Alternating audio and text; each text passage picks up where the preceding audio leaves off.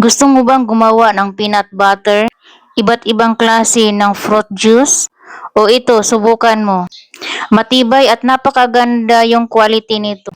Dito yung mga adjust niya, yung power off, kung gaano kalakas yung gusto mo. Pagdating sa blender na to, no hassle na. Kaya itry mo na, mami. Ito naman yung picture niya, ang laki niya, oh. Pang family talaga. Matibay ang picture nito. Siya nga pala, hindi to glass ha. Ito naman yung takip, tanggalin nyo lang to kasi nakalock yan, oh. Ikutin mo lang yan. O, ganyan. May dalawa yan, o yan. Pag pinasok mo yun, dyan, iikot mo, malalak na yun. Kaya safe na safe tayo pag gumagawa tayo ng juice dito.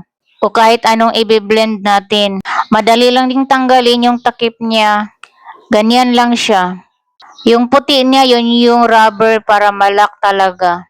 Ito namang bilog na mahaba, ito yung pangsansan kung ano yung pinapasok mo sa pitcher. Nag-slice ka ng mga prutas, yan, isansan mo dyan. Ganun lang, oh.